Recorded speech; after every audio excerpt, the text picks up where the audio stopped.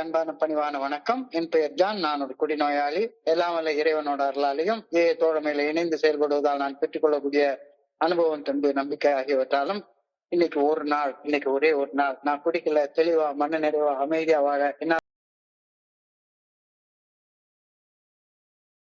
நம்ம alcoholics anonymous அப்படின்ற பெரிய புத்தகத்துல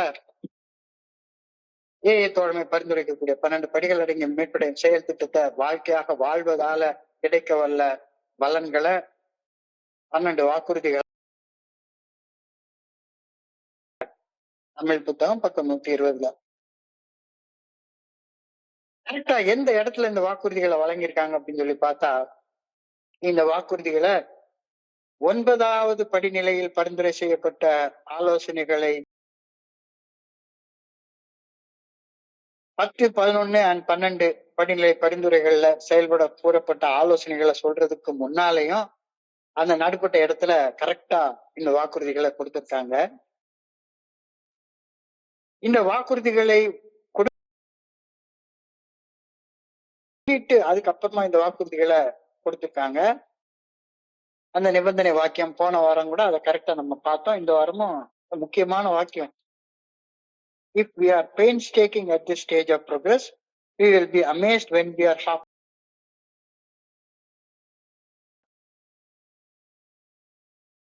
பொதுவாகவே வளர்ச்சி அப்படின்னாலே வலிகளோட இணைஞ்சுதான் வளர்ச்சி இருக்கும். வலிகளோட இணைஞ்சுதான் வளர்ச்சி இருக்கும். தோழமையில இதற்கு விதிவிலக்கு கிடையாது. தோழமையில கொடுக்கப்பட்ட இந்த 12 படிகள் அடங்கிய மீட்படையும் செயல் திட்டம் வேற வழிகளை ஒப்பிட்டு பார்க்கிற நேரத்துல, ஆனா by itself it is not easier and softer. அதை செய்யறதற்கும் நம்ம பங்குல கடுமையான முயற்சிகள் எடுக்க வேண்டியிருக்கு. வலிக்கும். அதுவும் குறிப்பாக உடனேயே ஒரு வகையான சோர்வு உண்டாகும். இன்னமும் 3 படி இருக்கா? அதாவது மாரத்தான் ரேஸ் ஓடுறவங்க பார்த்தோம்னா, இத்தனை கிலோமீட்டர் ஓடுறதுக்கு அப்புறம் ஒரு கிட்டத்தட்ட 3/4 நிறுத்திடலாம்டா, இதுக்கு மேல வேண்டாம் அப்படின்னு தோணும். அப்ப இந்த நிபந்தனை வாக்கியத்தை கொடுக்குறாங்க. If you are painstaking at this stage of progress, you will be amazed when you are halfway through. 9ல இருந்து 10வது படிநிலைக்கு ஏறுறது இருக்கிறதுலயே எல்லாத்த விட ரொம்ப கடினமான காரியம். 9வதுல இருந்து 10வது படிநிலைக்கு ஏறுறது எல்லாத்தையும் விடணுமா? எதுவுமே வச்சுக்க கூடாதா? திரும்ப வழி தரக்கூடிய அனுபவம். அகத்தாய்வு செய்து முடித்ததுக்கு அப்புறமாக தியானம் மற்றும் பிரார்த்தனைக்கு போறது அதை விட கஷ்டமான வேலை.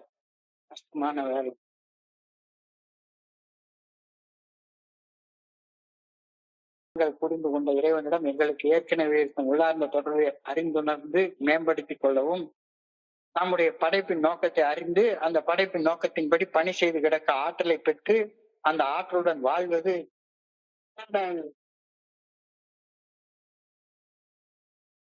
இங்க வந்து மாட்டிக்கிட்டோமே, என்னன்னா செய்ய சொல்றாங்க அப்படின்னு தோணும்.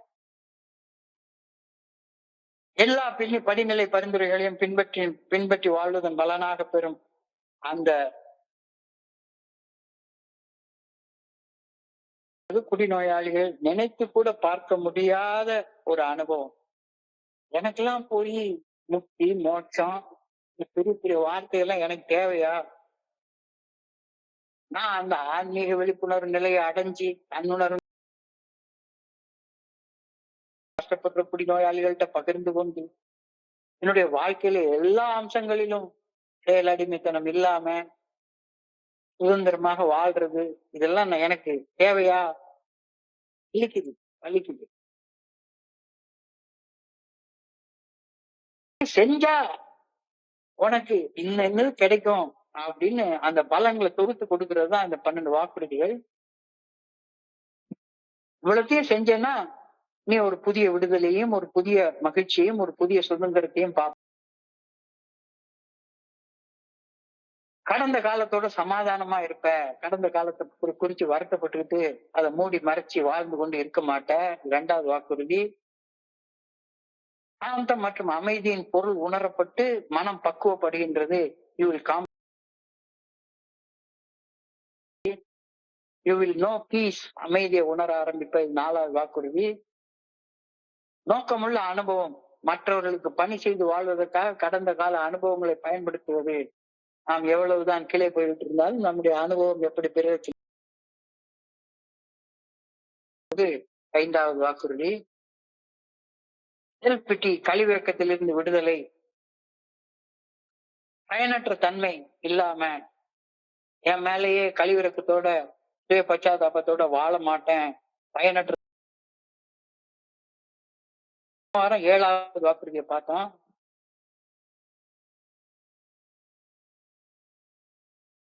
We will lose interest in selfish things and gain interest in our fellows.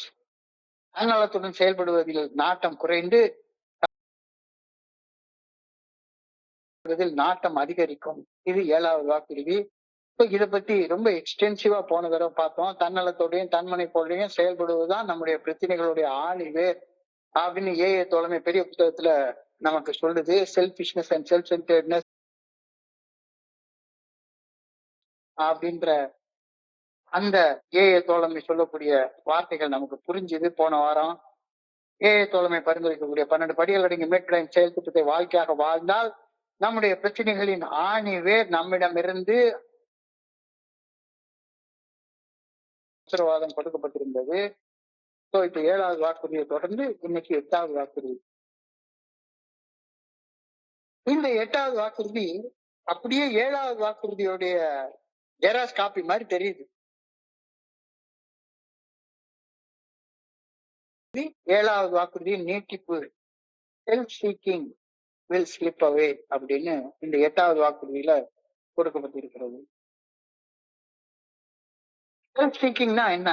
Self சீக்கிங்னா என்ன? தன்னலம் மற்றும் தன்முனைப்பை மட்டுமே நாடுதல செல்ஃப் சீக்கிங் அப்படின்னு சொல்றோம். நம்மளை சுத்தி வாழக்கூடிய சகோதர மனிதர்களை பத்தி கவலைப்படாம, குடும்பத்தை பத்தி கவலைப்படாம, பக்கத்துல இருக்க எவனை பத்தியும் கவலைப்படாம, என்னுடைய சொந்த நலனையை மட்டுமே தேடக்கூடிய தன்னலம், அத செல்ஃப் சீக்கிங். எனக்கு மட்டுமே எல்லா இடத்துலயும் மையமான இடம் கிடைக்கணும் அப்படின்னு நினைக்கிறது செல்ஃப் சீக்கிங். ஸோ என்னுடைய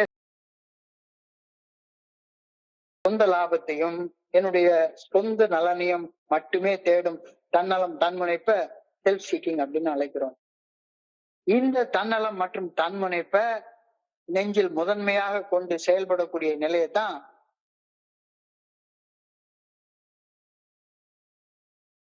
என்னை சுத்தி வாழக்கூடிய மனிதர்களுக்கு என்ன நடந்தாலும் பரவாயில்ல, நான் நினைச்சது நடந்தே தீரணும், எனக்கு எப்பொழுதும் எல்லா மத்தியிலையும் ஒரு மையமான இடம் கிடைக்கணும் அப்படின்ற நினைப்பதான் செல்ஃப் சீக்கிங்.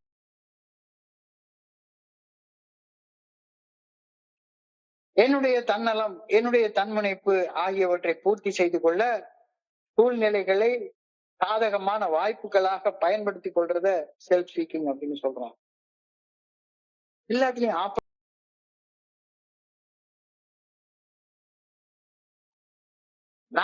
நான் நினைச்சது நடக்கணும், எந்த இடத்துலயும் நான் தான் மையமாக இருக்கணும் அப்படின்ற தன்னலம் தன்முனைப்பை பூர்த்தி செய்து கொள்ள சூழ்நிலைகளை சாதகமான வாய்ப்புகளாக நான் புரிஞ்சு கொள்றேன். எந்த செயல் செய்தாலும் அந்த செயல்ல எனக்கு என்ன லாபம் கிடைக்கும் அப்படின்னு கணக்கு போட்டு பாக்குறது செல்ஃப் சீக்கிங். என்ன செஞ்சாலும் சரிதான், என்ன செஞ்சாலும் சரிதான், இதுல எனக்கு கணக்கு போட்டு பாக்குறத செல்ஃப் சீக்கிங் அப்படின்னு சொல்றோம்.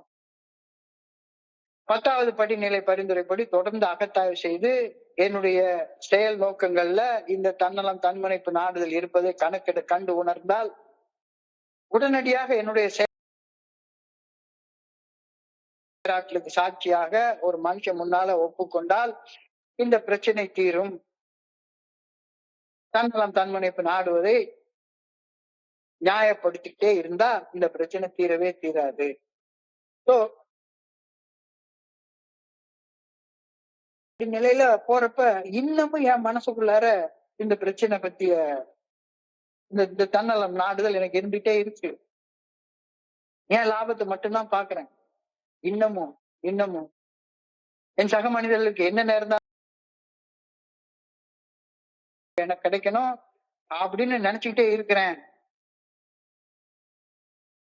என்ன செயல் செய்தாலும் அந்த செயல்ல எனக்கு என்ன கிடைக்கும்? எல்லா சூழ்நிலைகளையும் ஒரு சந்தர்ப்பவாதியாக எனக்கு சாதகமாகவே இருந்தா நான் இன்னும் 10வது படி நிலையில செயல்படவே ஆரம்பிக்கலன்னு அர்த்தம் தானே. வந்து மறுபடியும் அதே பழைய கூட்டி கதவை திரட்டின்னு அதே மாதிரியான வாழ்க்கை. சோ இந்த பிரச்சனை தீராம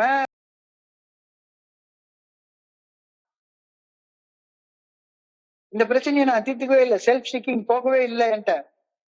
இன்னமும் நான் என்னுடைய தன்னலம் தன்முனைப்பு மட்டுமே பிரதானமா வச்சு சிந்திச்சுக்கிட்டே இருக்கிறேன். இந்த நிலைமையோட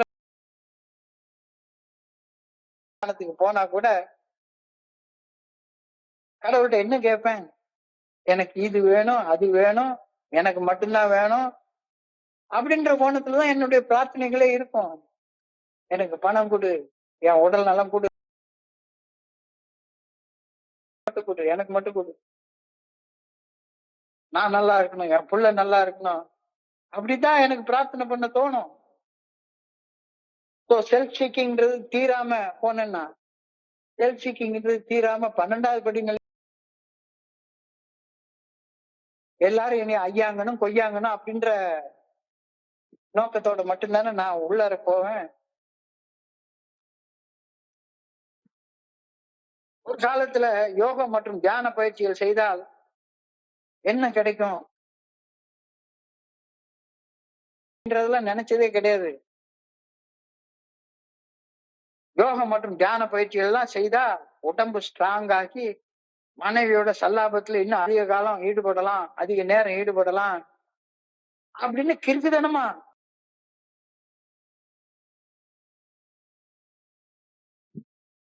காய கல்ப பயிற்சின்னு ஒண்ணு சொல்லி தருவாங்க. காய கல்ப பயிற்சி செஞ்சா என்ன கிடைக்கும்? காயகல்ப பயிற்சி செய்தா உடல் உறவுல இன்னும் அதிகமாக இன்பம் அனுபவிக்கலாம். அறிவு கெட்ட முட்டாள்தனமான சிந்தனை.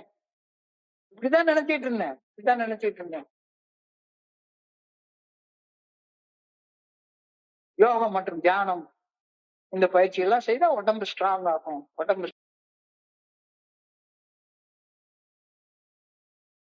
நோய் நொடி வராது, உடல் உறவுல இன்னும் ஸ்ட்ராங்கா இருக்கலாம், நிறைய பெண்களை அனுபவிக்கலாம். எவ்வளவு கிறுக்குத்தனமான சிந்தனை பாருங்களேன். எப்படி நிலையில 12வது படி நிலையில மறுபடியும் அதை சரியா செய்யறதுன்னா என்னன்னே தெரியாது. ஏன்னா இந்த செல்ஃப் ஸ்லீக்கிங் ஹஸ் நாட் ஸ்லிப்ட் அவே. தன்னலம் தன்முனைப்பை நாடுதல் இன்னும் போகவே இல்லை. போறேன் அப்படின்னு சொல்லிட்டு என் பாட்டுக்கு 12 படிகள் அடங்கி மேற்படையும் செயல் திட்டத்தை வாழ்க்கையா வாழ்றதை பத்தி பேசிக்கிட்டே உட்கார்ந்துருப்பேன்.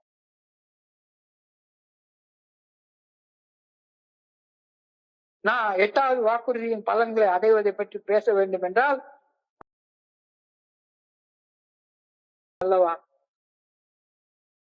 செல்ஃப் ஸ்லீக்கிங் வில் ஸ்லிப் அவே அப்படின்னு 8வது படியில ஒரு வாக்குறுதி கொடுக்கப்பட்டிருக்கிறது. என்ன செஞ்சா இந்த தன்னல தன்முனைப்புடனான நாட்டங்கள் என்கிட்ட இருந்து போகும் அப்படின்றது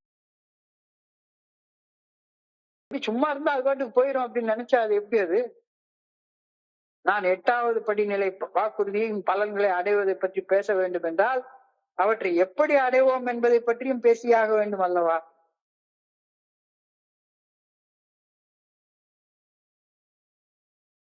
All about development of compassion. சக மனிதர்கள் மேல வைக்கக்கூடிய நிபந்தனையற்ற அன்பு, அதை பத்தி தான் இந்த 8வது பிராமிஸ் பேசுது அப்படின்னு தெரிஞ்சுக்கிட்டா போகாம என்னை சுத்தி வாழக்கூடிய சக மனிதர்கள் மேல நிபந்தனையற்ற அன்பு, பரிவு இதெல்லாம் எப்படி வரும்? 8வது வாக்குறுதி என் சக மனிதர்கள் மேல் அன்பும் பரிவும் உருவாகுவது.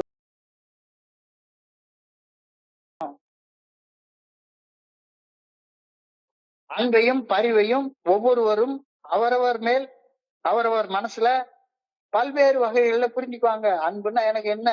அன்புன்னா நான் பொண்டாட்டி மேல வைக்கிறது மட்டும்தான் அன்புன்னு நான் புரிஞ்சுக்கொள்ள மேல வைக்கிறது. அன்பையும் பரிவையும் ஒவ்வொருவரும் அவரவர் மனதில் பல்வேறு வகைகள்ல புரிந்து கொள்றோம். தன்னல நாட்டமின்றி பல ஈகை செயல்கள் செய்யறதுல பல தாராளமான செயல்கள் செய்யறதுல இந்த 8வது வாக்குறுதி நிறைவேறதாக ஒரு தோற்றம் தருது. பிற வாக்குறுதிகளை போல இந்த 8வது வாக்குறுதியும் நம்மில் மனநிலை மாற்றம் ஏற்படும் என்ற வாக்குறுதி தான். அதுல செல்ஃபிஷ்னஸ் அண்ட் செல்ஃப் சென்டர்ட்னஸ், அந்த நம்முடைய பிரச்சனைகளுடைய ஆணிவே பிடுங்கி எறியப்படும் அப்படின்னு 7வது படியில சொன்ன வாக்குறுதியை போலத்தான் இந்த வாக்குறுதியும் தோன்ற மாதிரி ஒரு புற தோற்றம் தெரியுது. ஆமா, இந்த 8வது வாக்குறுதியும் நம்மில் ஒரு மனநிலை மாற்றம் ஏற்படும் என்ற வாக்குறுதி தான், சந்தேகம் இல்லை. ஆனாலும் இந்த 8வது வாக்குறுதி என்ன அளவுல எனக்குள்ளார ஏற்படக்கூடிய மாற்றத்தை குறிக்கிறது அப்படின்றத தெரிஞ்சுக்கிறப்ப ஒரு விஷயத்த இந்த 8வது வாக்குறுதி எனக்கு சொல்லுது. அது என்ன நுட்பமான விஷயம்? The 8th step promise pertains to the actions we perform as a manner of thinking begins to change. செயல்கள் என்னுடைய சிந்தனையின் தரத்தை மாற்ற உதவ வேண்டும் என்பது இந்த 8வது வாக்குறுதியின் சாராம்சம். நான் என்ன செயல் செய்தேன்னாலும் சரிதான், அந்த செயல் செய்யறதுக்கு முன்னால என் மனசுக்குள்ளார சில சிந்தனைகள் ஓடுது. இந்த சிந்தனை செய்வது இந்த 8வது வாக்குறுதியுடைய சாராம்சம். Thoughts and actions described by the 8th promise affect our relationship with friends, family and colleagues.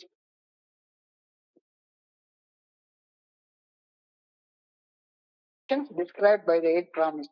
அதாவது என்னுடைய அந்த செல்ஃப் சீக்கிங் எங்க இருக்கு? என்னுடைய சிந்தனையில இருக்கு, என்னுடைய செயல்கள்ல இருக்கு. என்னுடைய சிந்தனைகளும் செயல்களும் நான் என்னை சுத்தி வாழக்கூடிய சக மனிதர்கள், என்னுடைய வேலை செய்யக்கூடிய சக ஊழியர்கள் எல்லாரையும் பாதிக்குது. நான் செய்யக்கூடிய செயல்களின் பின்னணியில இருக்கக்கூடிய சிந்தனைகளின் தரம், நான் என் சக மனிதர்கள்ட்ட கொண்டுள்ள உறவு முறைகளை முன்பின் தெரியாத மனிதர்கள்ட்ட கூட நான் செயல்படும் விதமும் என்னுடைய சிந்தனையின் தரத்தை வச்சே நிர்ணயம் செய்யப்படுகின்றது. அப்ப என்னுடைய சிந்தனையில உள்ள தரம், அது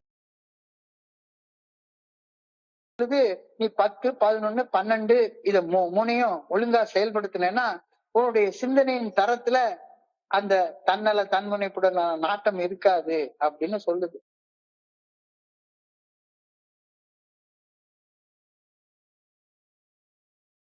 நிறைவேறாது. நான் அதுக்காக உழைக்கலன்னா அது எனக்கு கைகூடவே செய்யாது. கட்டாயத்தின் அடிப்படையில எந்த வாக்குறுதியும் என் வாழ்க்கையில நிறைவேறாது. வளர்ச்சியின் காலகட்டத்துல 1 முதல் 9 வரையிலான படிநிலை பரிந்துரைகளை அதுல செயல்படுற செயல்பாட்டை பொறுத்தும் அதை தொடர்ந்தும் 10, 11, 12 படிநிலை பரிந்துரைகளை தொடர்ந்து செயல்பட்டா மட்டும்தான் என்னுடைய சிந்தனைகளின் தரம் மாறினாதான் செயல்களின் தரம் மாறும். 12 promises cannot be forced. கட்டாயப்படுத்தி இந்த வாக்குறுதி நிறைவேற வைக்கல யாராலையும் முடியாது. அதுக்காக உழைச்சா மட்டும்தான் அது நடக்கும். 8வது ப்ராமிஸ் இருக்கு பாத்தீங்களா? 8th promise can be ushered along in greater fashion than many others. தன்முனைப்பை நாடுதல் என்பது விலகிவிடும் அப்படின்ற 8வது வாக்குறுதி நிறைவேற்றப்படுவதற்கு ஒரு குடிநோயாளி அனைத்து படிநிலை பரிந்துரைகளிலும் வழிகாட்டப்பட்டு வழிநடத்தப்பட்டு சென்றாக வேண்டும். ஏதாவது ஒண்ணு விட்டா கூட இந்த தன்னலம் தன்முனைப்பை நாடக்கூடிய குணம் போகவே போகாது. ஏன்னா இது கம்புல ஓட்டுனது கழுவ போகாது அப்படின்னு சொல்லி ஓட்டுனது கழுவ போகாதுன்ற மாதிரி இந்த தன்னல தன்முனைப்புடனான நாட்டங்கள் உள்ளுக்குள்ளார மறைஞ்சு இருந்துகிட்டே இருக்கும். சாகுற வரைக்கும் இருந்துட்டே இருக்கும். நான் மரண நேரத்துல இருக்கக்கூடிய என்னுடைய அப்பாவை நான் பார்த்திருக்கிறேன்.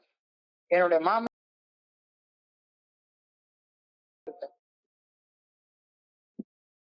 seeking has not gone.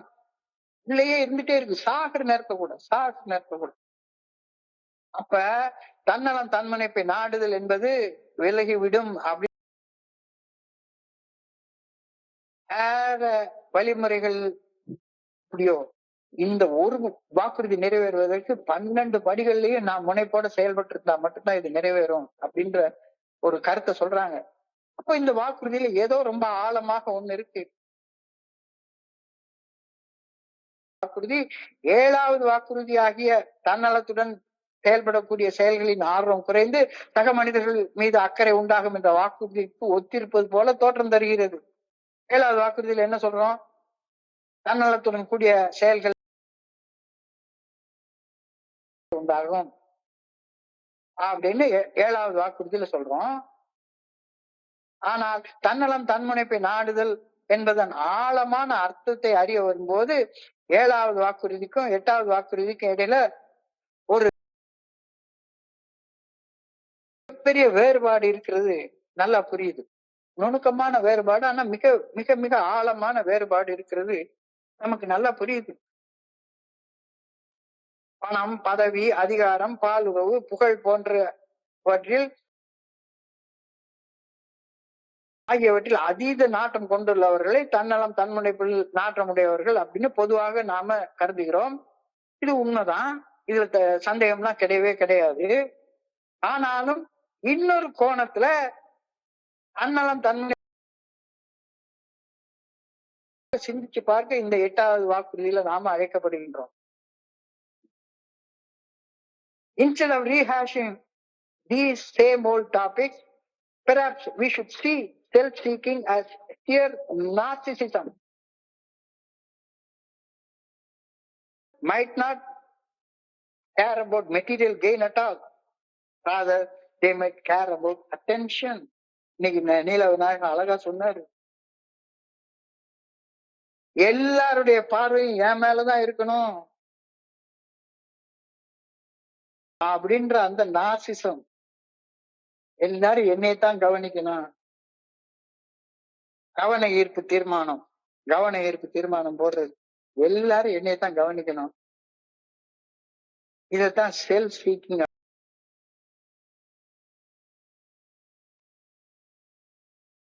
Whole step பண்ணா கூட எல்லாரும் என்னைத்தான் கவனிக்கணும். தன்னலம் நாடுதல் அப்படின்றது அதிகமாக ஆழப்படும் போது அது தன் மீதே அதீத பெருமை பாராட்டவும், இதுக்கு பேரு நார்சிசம்னு பேரு. எதை செஞ்சாலும் சரிதான். என்னை எல்லாரும் கவனிக்கணும். என்னை எல்லாரும் கவனிக்கிறதுக்காக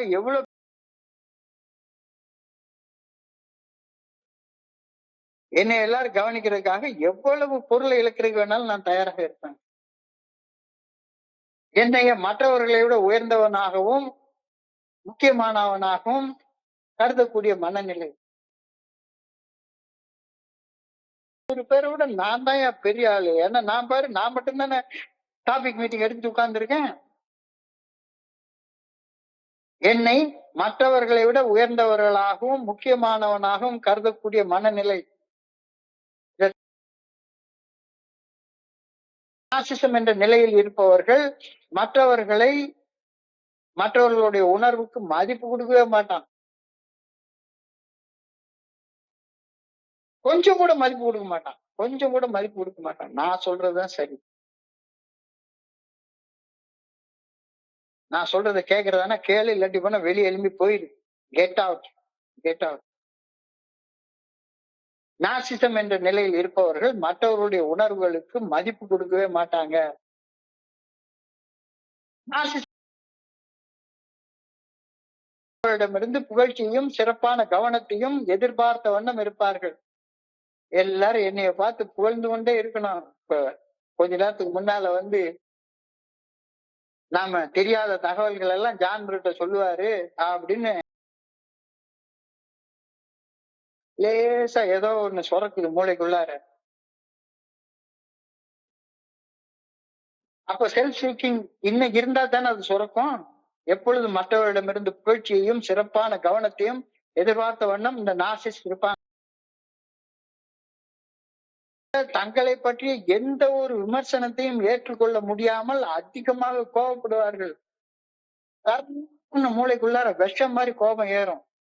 விஷம் மாதிரி கோபம் ஏறும். Do what I say, do what I say. காலி பண்ணிட்டு வெளியே போயிட்டே இரு. தங்களை பற்றி எந்த ஒரு விமர்சனத்தையும் எனக்கு எதிராக ஒரு கேள்வி கேட்டா உடனே கோபம் வந்துடும். உடனே கோபம் வந்துடும். அப்படின்னா என்ன அர்த்தம்? அர்த்தம் நிறைவேறலன்னா என்ன அர்த்தம்? 10வது படி, 11வது படி, 12வது படி இன்னும் நான் செய்யவே ஆரம்பிக்கலன்னு அர்த்தம். சுயநல நடத்தைக்கும் தற்பெருமைக்கும் ஆழமான தொடர்பு உள்ளது. தன்னல நடத்தை ஆழமான தொடர்பு உள்ளது. குறிப்பாக பணம் அல்லது பொருள்களை விட கவனம் போன்ற உணர்ச்சி ரீதியான ஆதரவை நோக்கமாக கொள்ளும் போது தெளிவாக பணம் சம்பாதிக்கணும்ன்ற selfish motive, self centered motive எல்லாம் கிடையாது. அதையும் தாண்டி என் பணத்தை கொடுக்குறேன், 10,000 பேருக்கு நான் சோறு போடுறேன், 10,000 பேருக்கு துணி வாங்கி கொடுக்குறேன், ஆனா போட்டோ எடுத்து நான் போட்டுப்பேன். போட்டோ எடுத்து என்னுடைய இன்ஸ்டாகிராம் பக்கத்துல நான் எவ்வளவு பெரிய ஆள் பத்தியா அப்படின்னு போட்டுக்கிறது தற்பெருமை. தற்பெருமைக்கும் ஆழமான தொடர்பு உள்ளது. குறிப்பாக பணம் அல்லது பொருள்களை விட என்ன எல்லாரும் கவனிக்கணும். அதுக்காக நான் எவ்வளவு லட்ச ரூபாய் பணத்தை கூட இழக்கிறதுக்கு தயாரு. இதைத்தான் செல்ஃப் சீக்கிங் அப்படின்னு சொல்றோம். Self seeking has not slipped. பாரு, பெரிய ஒர்க் ஷாப் மீட்டிங் நடத்த போறேன், எல்லாரையும் 100 ஸ்பான்சி நான் வச்சிருக்கேன். தன்னல நடத்தைக்கும் தற்பெருமைக்கும் ஆழமான தொடர்பு உள்ளது. குறிப்பாக பணம் அல்லது பொருள்களை விட கவனம். இது தெளிவாக புலப்படுகிறது. தொடர்ச்சியான அங்கீகாரத்தின் மீதான இந்த கவனம் சுய ஆளுமை பண்புகளின் வழக்கமான குணாதிசயமாக பொருந்தி இருக்கின்றது. இடையில் உள்ள அந்த நுணுக்கமான வித்தியாசம் தெளிவாக தெரிகிறது. சைக்காலஜி ஆஃப் டென்ஷன், கவன ஈர்ப்பின் உளவியல். கவன ஈர்ப்பின் உளவியல்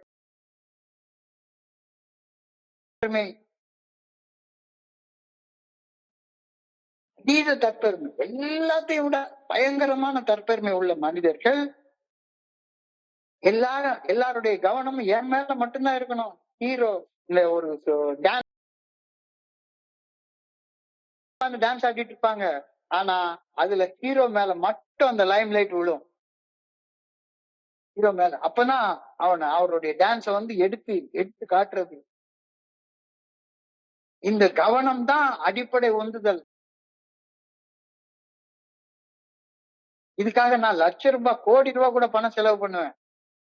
எல்லாருடைய கவனமும் என் மேல விழணும், என் மேல விழணும்.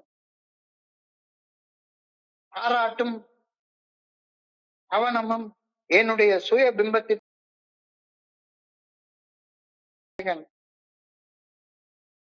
கல்யாண வீடு இருந்தா நான் தான் மாப்பிள்ள, சாவு வீடு இருந்தா நான் தான் போனோம். எல்லாருடைய கவனமும் என் மேலதான் இருக்கணும். இதைத்தான் செல்ஃப் சீக்கிங் அப்படின்னு சொல்றோம். இந்த செல்ஃப் சீக்கிங் இருந்து போகாத வரைக்கும் உன்னால நிம்மதியா வாழ முடியாதப்பா. பிரார்த்தனை பண்ண முடியாது, உன்னால தியானம் பண்ண முடியாது, உன்னால 12வது ஸ்டெப் எல்லாம் நினைச்சு கூட பார்க்க முடியாது. புற கவனம் இல்லாத போது அவர்கள் வெறுமையாக உணர்கின்றார்கள். யார் என்னை கவனிக்கலன்னு வெறுமையாக உணர்வார்கள். நீங்க இந்த பெரிய பெரிய போஸ்ட்ல இருக்கக்கூடிய ஐஏஎஸ் ஆபீசரு, ஐபிஎஸ் ஆபீசரு, மந்திரிகள் இவங்களெல்லாம் பாத்தீங்கன்னா பதவி இல்லைன்னா இருக்கவே முடியாது. பதவி இல்லைன்னா இருக்கவே முடியாது. நான் ஒரு பெரிய ஐஏஎஸ் ஆபீசர் வீட்டுல உட்கார்ந்து இருந்தா வீட்டுடைய அந்த வாசப்படியில ஒரு பாயை விரிச்சு தரையில பள்ளிக்கொண்ட பெருமாள் மாதிரி படுத்து கிடக்குறாரு. என்ன சார் இப்படி ஆயிட்டீங்க? மணி அடிச்சா 10 பேர் வந்து நிப்பாங்க. புற கவனம் இல்லாத போது அவர்கள் வெறுமையாக உணர்கிறார்கள். இந்த செல்ஃப் சீக்கிங் இதுதான் பிரச்சனை. நீங்க பாத்தீங்கன்னா பெரிய பெரிய பெரிய பெரிய பெரிய ஆபீசர் எல்லாமே பெரிய பெரிய ஆபீசர் எல்லாருமே பாத்தீங்கன்னா 70 வயசுக்கு மேல போனா இல்லாத பொல்லாத நோய்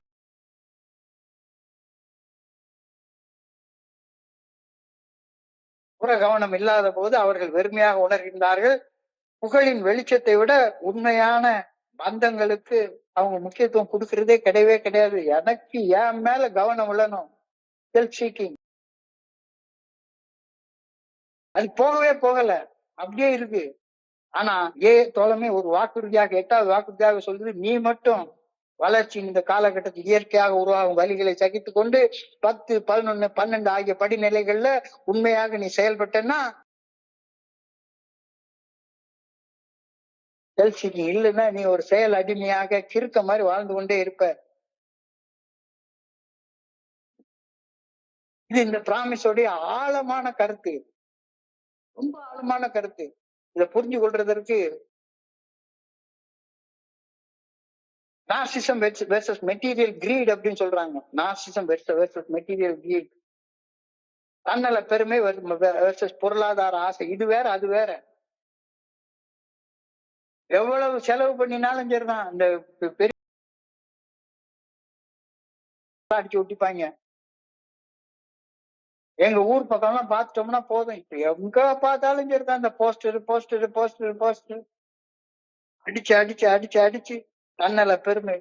அந்த தன்னல பெருமை பாராட்டிக்கிறதுக்காக எவ்வளவு வெறுமன பொருள் சேர்க்கிற ஆசை, தன்னல ஆசை, தன்னலம் உடைய ஆசை, செல்ஃபிஷ்னஸ் அண்ட் செல்ஃப் சென்டர்னஸ். பொருளை விட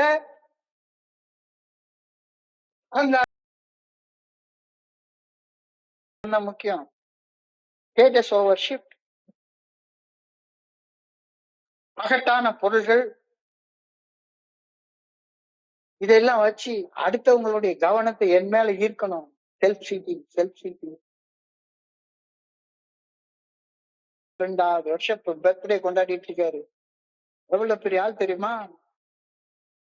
ஒரு நண்பர் நான் ஒரு தடவை பார்த்தேன். அவருக்கு அவருடைய பர்த்டேக்கு போயிருந்தா போதும், எல்லா பர்த்டேக்கும் ஒரு சின்ன பேப்பர் பிளேட் வைப்பாங்க. பெரிய பேப்பர் பிளேட் வச்சிருந்தாரு.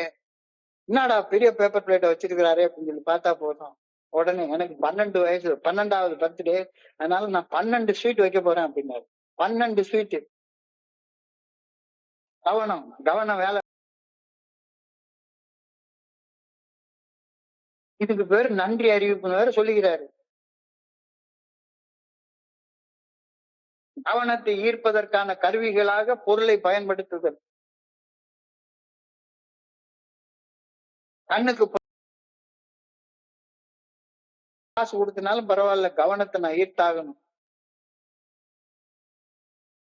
இந்த கவன ஈர்ப்பு தீர்மானம் இவ்வளவு மோசமான ஒரு மனநிலை பாருங்க. வெளியே இருக்கிறவனுக்கு தெரியவே தெரியாது. பயங்கரமான பகட்டான இன்விசிபிள் காஸ்ட். உணர்வு ரீதியாக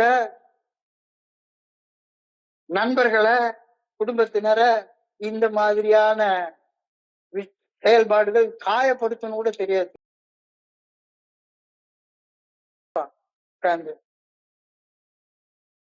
endless need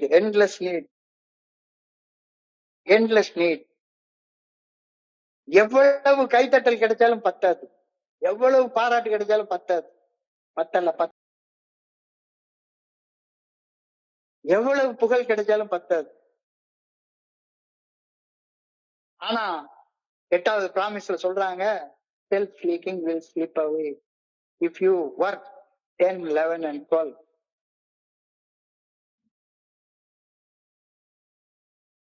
கிடைச்சதில்ல. நான் ஒரு நல்ல ஞாபகம் இருக்கு. ஆரம்ப காலகட்டத்துல ஸ்ட்ரீட் ஆஃப் ஹோப் குரூப்ல நான் தமிழ்ல டெய்லி ரிஃப்ளெக்ஷன் எழுதி அப்ப நான் நான் ஏக்கு வந்த காலத்துல இருந்து தமிழாக்க பணிகளை செஞ்சுட்டு ஸ்ட்ரீட் ஆஃப் ஹோப் குரூப்ல வந்து அந்த தமிழாக்கத்தை வந்து படிச்சா போதும். அங்க எல்லாருமே அப்பெல்லாம் அந்த காலத்துல நான் சொல்றது 30 வருஷத்துக்கு முன்னால எல்லாம் எல்லா ஷேரிங்கும் இங்கிலீஷ்ல தான் இருக்கும். Can we have a Tamil sharing?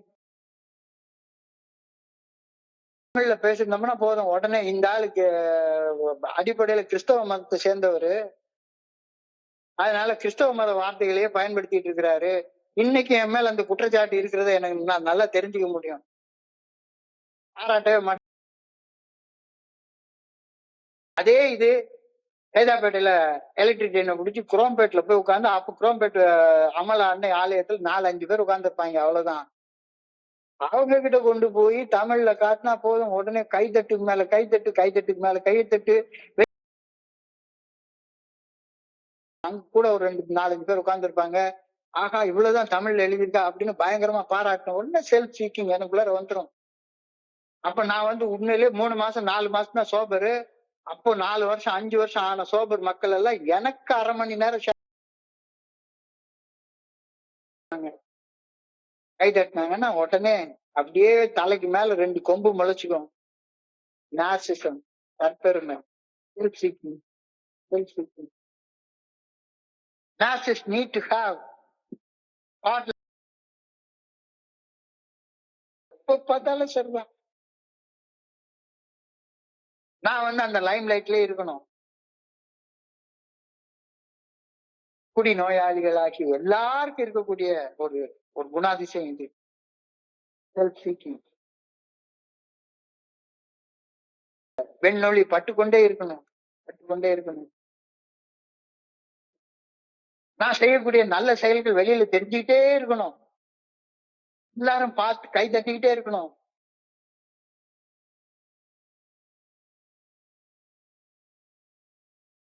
பாராட்டிட்டே இருக்கணும். நான் செய்யற நல்ல செயல்கள் வெளியில தெரிஞ்சுட்டே இருக்கணும். அதே நேரத்துல நான் செய்யற தப்பான செயல்கள் ஒண்ணு கூட வெளியே தெரியவே கூடாது. எல்லாம் பண்ணி முடிச்சுட்டு ரூமுக்கு வந்து செல்போனை வச்சுட்டு ஒரு 10 போன் வெளியே தெரிஞ்சிடவே கூடாது. நான் செய்யற நல்ல செயல்கள் வெளியில தெரிஞ்சுட்டே இருக்கணும், நான் செய்யற தப்பான செயல்கள் வெளியே தெரியவே கூடாது. எப்படிப்பட்ட மனநிலைமை பாருங்க. இந்த மனநிலைமையில இன்னும் இருந்துட்டு இருக்கியா? சும்மா ஊருக்காண்டி இப்பெல்லாம் பேசாத, உன் நெஞ்ச தொட்டு சொல்லு. Our need to move away from self seeking as a. இந்த 8வது ப்ராமிஸ் உன் வாழ்க்கையில ஃபுல்ஃபில் ஆகலைன்னா ரெக்கவரி ஆகலைன்னு அர்த்தம் ஆயிடும். Our need to move away from self-seeking comprises a huge part in our recovery. தன்னலம் தன்மனை மீண்டு வருவதுல மிகப்பெரிய பங்கு வகிக்குது. இல்லைன்னா நீ மீண்டு வரவே முடியாது. இன்னமும் நான் பெரிய பெரிய ஆளுங்களை பாக்குறேன், பெரிய பெரிய ஆளுங்களை, என்னையும் சேர்த்து தான் சொல்லிக்கிறேன், என்னையும் சேர்த்து தான் சொல்லிக்கிறேன். தன்னலம் தன்முனை இருந்து மீள்வதுல மிகப்பெரிய பங்கு வகிக்குது, மிகப்பெரிய பங்கு வகிக்குது. 1 to 12 வரையிலான படிநிலை பரிந்துரைகளை வாழ்க்கையாக வாழ்வதால மட்டும்தான் இது நிகழும். இல்லாட்டி போனா என்னையும் அறியாம நான் பாட்டுக்கு அது.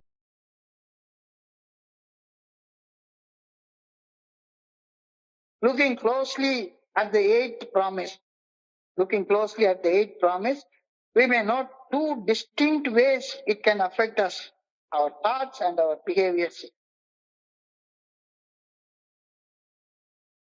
தன்னல தன்மனைப்புடனான அந்த நாட்டம், அதை நாடுறது விலகிவிடும் அப்படின்றது சிந்தனையிலும் இருக்கக்கூடாது, செயல்ல இருக்கக்கூடாது. தன்னல தன்மனைப்புடனான சிந்தனைகளில் மாற்றம், தன்னலம் தன்னலம் தன்மனை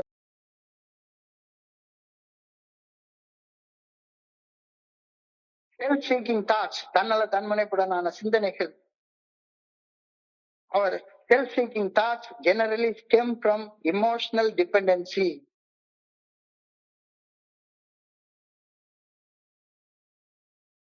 Our self-seeking thoughts generally stem from emotional dependency. We lack self-esteem, so we try to gain it by seeking approval of others.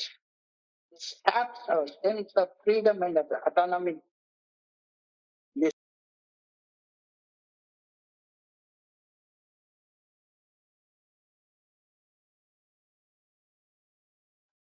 சுயநல எண்ணங்கள் பெரும்பாலும் உள்ளார்ந்த சுய மதிப்பின்மையிலிருந்து உருவாகின்றன.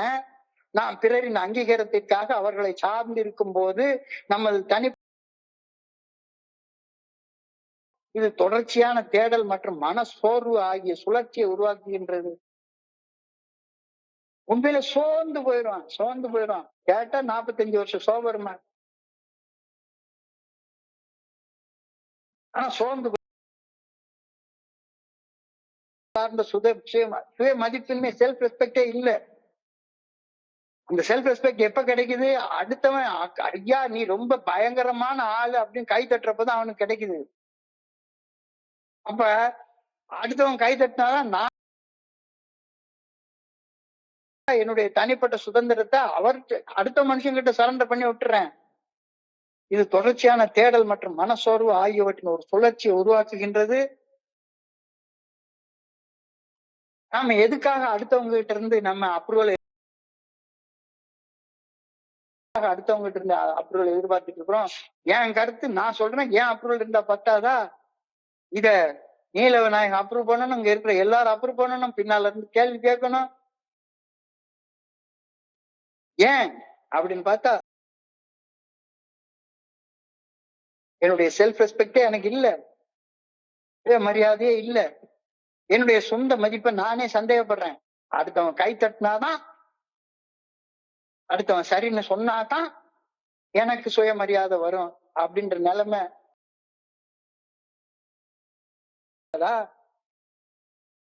புறநோக்கு, என்னை வரையறுக்க நான் மற்றவர்களை சார்ந்திருக்கின்றேன்.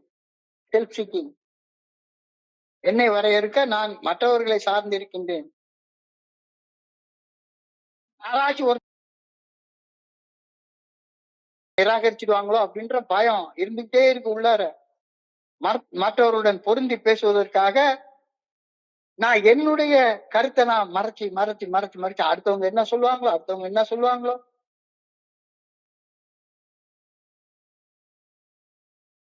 என்னுடைய சுயத்தை மறைச்சுக்கிறேன்.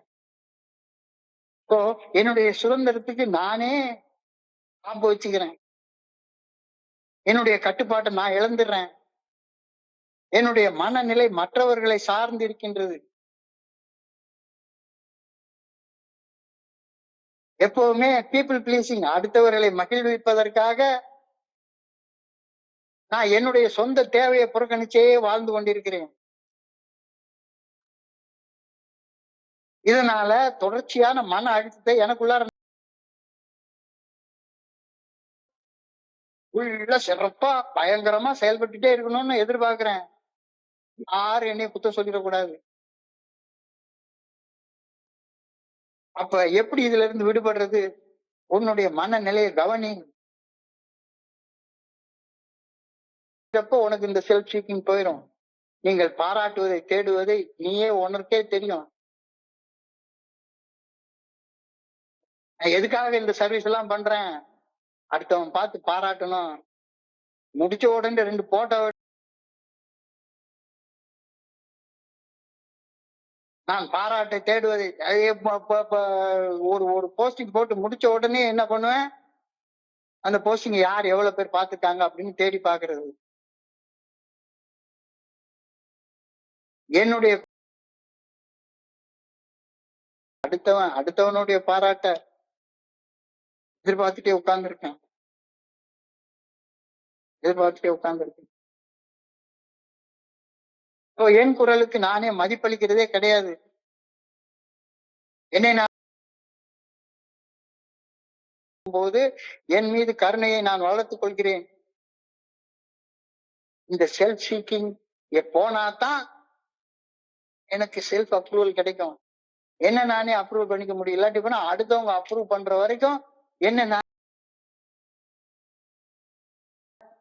நான் வாழ்ந்து கொண்டே இருப்பேன். இது self seeking thought. In order to fulfill the 8th promise and combat our self-seeking thoughts, we must learn.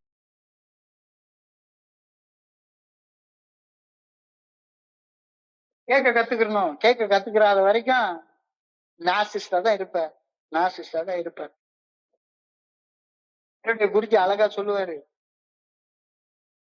காதுல இருக்கிற பஞ்சை எடுத்து வாயில வச்சுக்கோ. காதுல இருக்கிற பஞ்சை எடுத்து வாயில வச்சுக்க, எல்லாமே சரியாகி போயிடும். நிறைய கேளு, கொஞ்சமா பேசு. ஏங்க ஆண்டவன் 2 காது கொடுத்திருக்கிறான், 1 வாய் கொடுத்திருக்கிறான் அப்படின்னா 1 மடங்கு பேசு, 2 மடங்கு கேளு அப்படின்றதுக்காக தான் 2 காது கொடுத்துருக்கான் அப்படின்னு சொல்லுவார். Combat our self-seeking thoughts, we must learn to listen.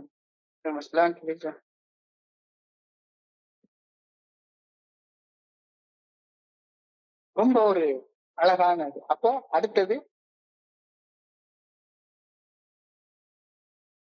Behaviour.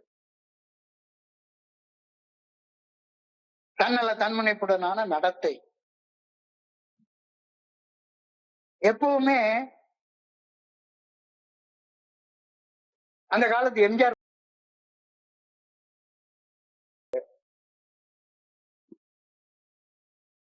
Rajini படத்துல என்னன்னா, எம்ஜிஆர் படத்துல என்னன்னா, அவரு நீங்க நல்லா இருக்கணும், நாடு முன்னேற, இந்த நாட்டில் உள்ள ஏழைகளின் வாழ்வு முன்னேறன்னு அவரை புகழ் பாடுறதுக்கு அவரை சுற்றி 10 பேர் எப்பயுமே வச்சிட்டு இருப்பாரு. இந்த காலத்துல உள்ளவர் இவரே பொதுவாக எம் மனசு தங்கம், ஒரு போட்டினா வந்து விட்டு அசிங்கம் அப்படின்னு இவரை பத்தி புகழ்ந்து பேசி கொண்டிருக்காரு. தன்னல தன்முனைப்புடனான நடத்தை, என்னை சுற்றி புகழ் பாட ஒரு கூட்டத்தையே வச்சிருக்கணும் எப்பவுமே. ஹீரோடா அப்படின்னு. எங்க ஊர்ல ஒரு பழமொழி சொல்லுவாங்க, பணக்காரனை சுத்தி 10 பேர், பைத்தியக்காரனை சுத்தி 10 பேர் அப்படின்னு. எப்பவுமே பணக்காரனை சுத்தி பாருங்க, ஒரு காரை வச்சுப்பாங்க, ஊரெல்லாம் பண்ணுவாங்க, ஒரு ஃபோர்ட் எண்டேவர் காரை வச்சுப்பாங்க. அதுல எப்போ சுத்த வேண்டியது, ஒரு மட்டு முன்னால அழகா லைம் லைட்ல இருக்கிற மாதிரி ஃப்ரண்ட் சீட்ல ஒரு உட்காந்துப்பாரு. எல்லாரும் பின்னால உட்காந்துட்டு இன்னும் சர்வீஸா பண்றாரு அப்படின்னு ஒரு புகழ்ந்து கொண்டே வரணும். பணக்காரனை சுத்தி 10 பேரு உட்காந்து என்னத்தையாவது உட்காந்து டாபிக் மீட்டிங் அது இதுன்னு பேசிட்டு அலைய வேண்டியது. பைத்தியக்காரனை சுத்தி 10 பேரு. நான் சத்தியமா பெரிய பணக்காரன் இல்ல, அப்ப என்னை சுத்தி 10 பேர் இருக்கான்னா நான் பைத்தியக்காரன் தானே.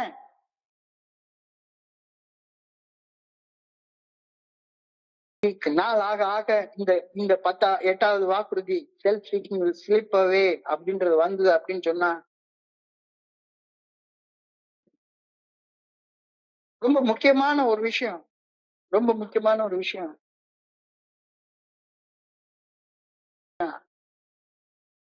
அதனாலதான் எங்க போனாலும் சரிதான், இப்பெல்லாம் தனியா மட்டுமே போறது. எந்த கருத்துனாலும் சரிதான். அந்த டாபிக்ல உள்ள கருத்தை இந்த 8வது ப்ராமிஸ பத்தி பண்ணோம் அப்படின்னா, self seeking narcissistic personality disorder.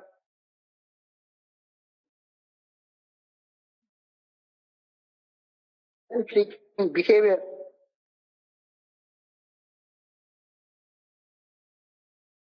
எனக்கு குடிக்கிற காலத்துல குடிக்கிறது போர் அடிச்சு போயிடுச்சுது விட்டுறணும் அப்படின்னு. ஆனா குடிக்கிறத விட்டுட்டு தனியா இருந்தா என்னைய பத்தி சுத்தி புகழ் பாடுறதுக்கு எவனுமே இருக்க மாட்டானே. 10 பேரை சேர்த்துக்கிறதுக்காக அவன் கூட உட்காந்து பார்ல உட்காந்து குடிச்சுட்டே உட்காந்துருக்கிறது. அப்புறம் ஏஏக்கு வந்ததுக்கு அப்புறமா எனக்குன்னு ஒரு குரூப் 10 பேரு உட்காந்து ஊர் சுத்திட்டு அலைய வேண்டியது. குடிக்கிற காலத்துல நாம திங்காத சோறா சுத்தாத ஊரா. இப்பவும் ஏன்டா இப்படி சுத்திட்டு அலைஞ்சிட்டு உட்கார்ந்துட்டு 10 பேரை கூட்டிட்டு எப்ப பார்த்தாலும் செல்ஃப் சீக்கிங். அதே தன்முனைப்புடனான நாட்டத்தோட 10 பேரை சுத்தி வச்சு என்ன பழக்கம் இது? The problem is that this companionship was often as synthetic as our substance-fueled euphoria. எல்லாரும் என்னை சுத்தி 4 எவ்வளவு சர்வீஸ் பண்றாரு தெரியுமா? காலையில ஆரம்பிச்சு சாயங்காலம் வரைக்கும் சர்வீஸ் சர்வீஸ் சர்வீஸ் சர்வீஸ். இதுக்கு பேர் என்ன? செல்ஃப் சீக்கிங் தானே. But we dysfunctional social life. சொசைட்டில நான் அல்ல நிமிர்ந்து வாழணும் இல்லைன்னு சொல்லவே இல்லை. ஆனா அல்ல நிமிர்ந்து வாழணும் அப்படின்றதுக்காக ஒரு டிஸ்பங்க்ஷனல் சோசியல் லைஃப் உண்டாக்கி வச்சு self-seeking became more important than health, our careers, and our relationship with people who truly cared about our well-being. எல்லாத்த விட செல்ஃப் சீக்கிங் தான் முக்கியம். என்னுடைய ஆரோக்கியத்தை விட முக்கியம். என்னுடைய வாக்குறுதிக்கு இந்த வாக்குறுதிக்கு இடையில உள்ள வேறுபாடு எனக்கு தெரியுதா? நல்ல தெரியுதா? நல்ல தெரியுதா? Self-seeking became more important than our health, our careers, our relationship with people who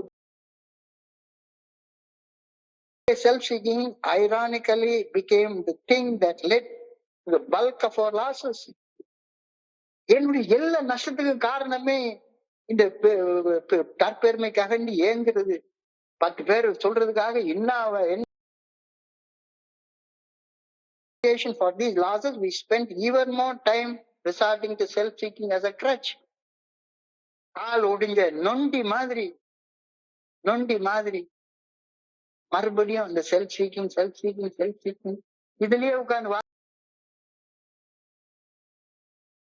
This is why we need the 8th promise. இந்த கிரட்ச் இல்லாம வாழணும். சிங்கிளா தாண்டா வரும். அன்னிதான் கூட்டமா வரும். சிங்கிளா வரும். சிங்கமாறு don't need a 8th promise. We need to let go of self-seeking in order to stop doing the sort of harm to ourselves. Self-seekingனால என்னை எவ்வளவு கீழ்த்தரமா நான் கொண்டு போயிருக்கேன். This means that we must embrace service work as part of our பணி செய்து கிடப்பது. Photo போட்டு பிடிச்சுக்கிறதுக்காக இல்ல. போட்டோ போடுறதுக்காக இல்ல. செல்ஃப் சீக்கிங் இல்லாம நீ பணி செய்து கிடக்கணும். உதவி செய்யறதுக்கும் பணி தான் சொல்லுவாங்க. தமிழ்ல பணி செய்து கிடப்பது.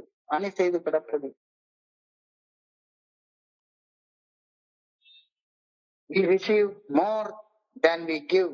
We receive a sense of goodwill. எனக்குள்ள by fulfilling the 8th promise, we allow ourselves to be part of the world rather than pretending to be its center.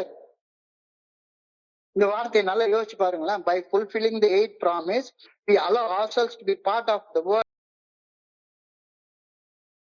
நான் எல்லாரையும் சேர்த்து ஒரு ஏஐ முழுமையில ஒரு சாதாரண மனுஷன் இல்ல. ஏஐவுக்கு நான் தான் மையம். எனக்கு பாரு இத்தனை ஸ்பான்சி இருக்காங்க, இத்தனை கிராண்ட் ஸ்பான்சி இருக்காங்க. தேவையா எனக்கு? We learn that we don't deserve anything.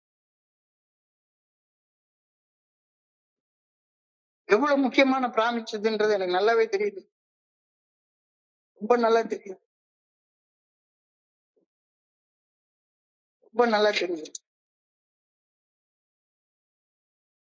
நான் பத்தி சொல்றாங்க நார்சிஸ்டிக் பர்சனாலிட்டி டிசார்டர். தற்பெருமை ஆளுமை கோளாறு NPD நார்சிஸ்டிக் பர்சனாலிட்டி டிசார்டர் என்பது நீடித்த தற்பெருமை போக்கு தொடர்ச்சியான பாராட்டுக்கான குறிக்கப்படும் ஒரு மனநல பாதிப்பாகும். இந்த செல்ஃப் சீக்கிங் ஒரு பயங்கரமான மனநல பாதிப்பு. இது பொதுவாக உள்ளார வந்திருக்கிற ஆரம்ப காலகட்ட மனிதர்கள்ட்ட இருக்கவே இருக்காது. 40 வருஷம் என்பிடி உள்ளவர்கள், நார்சிஸ்டிக் பர்சனாலிட்டி டிசார்டர் உள்ளவர்கள், தற்பெருமை ஆளுமை கோளாறு உள்ளவர்கள் பெரும்பாலும் தங்களை மற்றவர்களோடு உயர்ந்தவர்களாக உணர்கிறார்கள், சிறப்பு கவனிப்பு எதிர்பார்க்கிறார்கள். மேலும் பலகீனமான சுயமரியாதையின் காரணமாக ஆழமான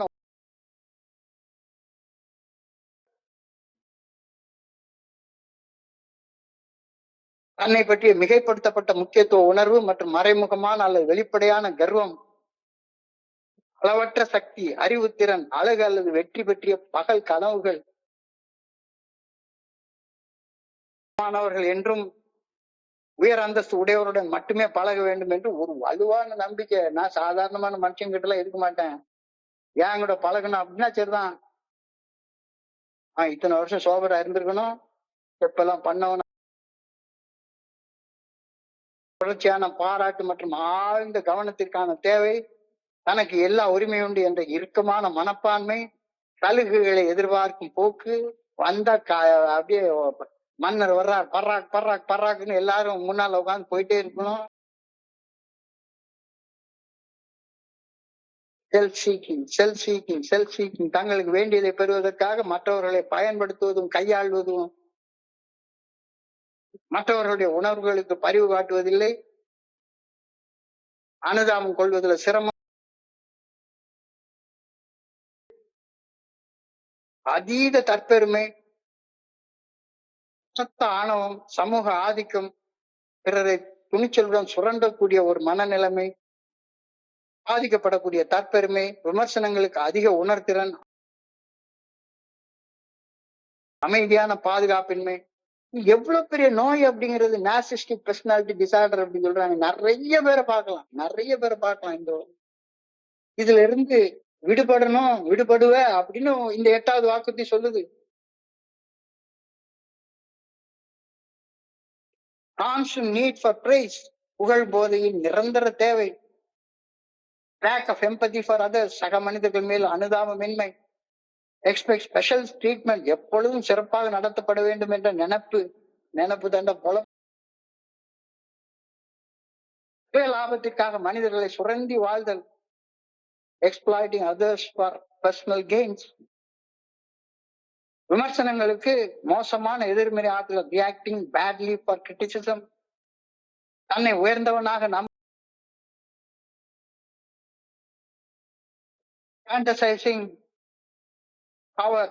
fantasizing about power, அதிகாரத்தில் இருக்கிறதாங்க எப்பவுமே கனவு கண்டுட்டே இருக்கிறது, நான் தான் ட்ரஸ்டி, நான் தான் டெலிகேட், நான் தான் சேர்பர்சன் அப்படின்ற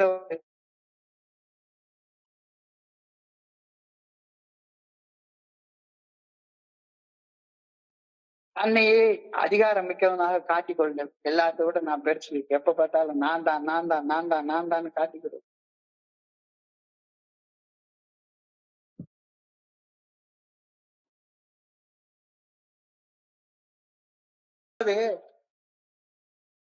பெருமைக்காக அருவருப்பான செயல்களை செய்யறது, பெருமைக்காக அருவருப்பான செயல்களை திங்கிறது.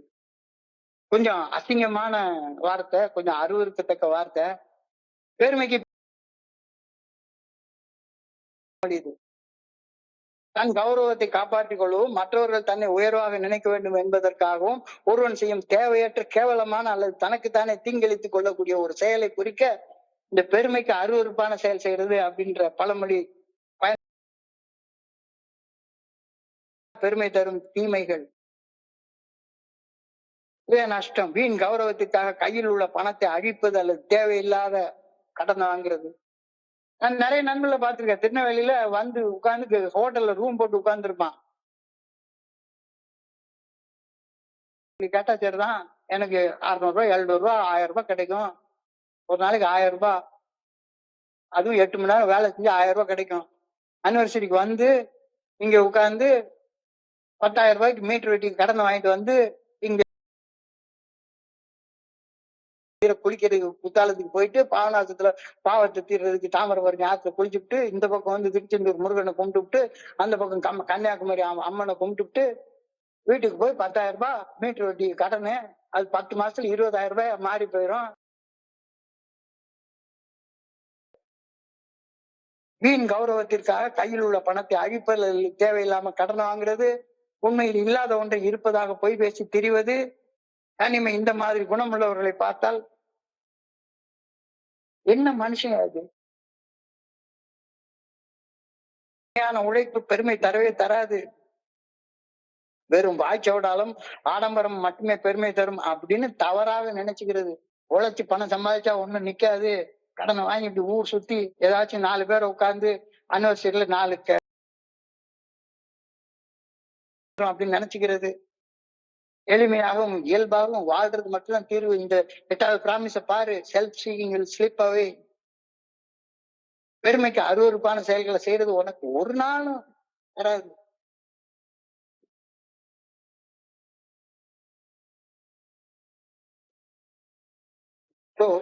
மிக மிக மிக மிக மிக ஒரு ஆழமான promise. Self seeking will slip away. Narcissistic personality disorder. Narcissistic personality disorder. தற்பெருமை போக்கு, தொடர்ச்சியான பாராட்டுக்கான நாட்டம், பட்டாதாபமின்மை. எவ்வளவு பெரிய மோசமான நிலைமையில இருந்துட்டு இருக்க, இன்னமும் உட்கார்ந்துட்டு நான் 45 வருஷம் சோபர்னு சொல்லிட்டு அலையிற. பெருமைக்கு பெருமைக்கு பெருமைக்கு 12 படிநிலை படிந்துரைகளை செயல்பட்டா செல்ஃப் லீக்கிங் ஸ்லிப்பாவே, தன்னலம் தன்முனைப்பட நாட்டம் உங்ககிட்ட இருந்து வேலைக்கு ஓடி போயிடும். இல்லைன்னா உன்னோட ரெக்கவரியே என்ன, அந்த ரெக்கவரிக்கு என்ன மதிப்பு இருக்க முடியும்? பாரு, ரொம்ப ஆழமாக சிந்திச்சு பாரு. If you are painstaking at this stage of progress, you will be amazed when you are halfway through. இந்த காலகட்டத்துல நான் தற்பெருமையா தன்னலத்தோட பண்ற அந்த சுய போகவே மாட்டேங்குது, கம்பள ஓட்டுனது கழுவு போக மாட்டேங்குது அப்படின்னா கொஞ்சம் வலியை சகிச்சு கொண்டு இந்த இடத்துல பாரு. சிங்கிள் ஆயிரு. பண்ணி மாதிரி கூட்டம் கூட்டமா அலையணும்னு நினைக்காத. இந்த சிங்கிளா தான் வரும்.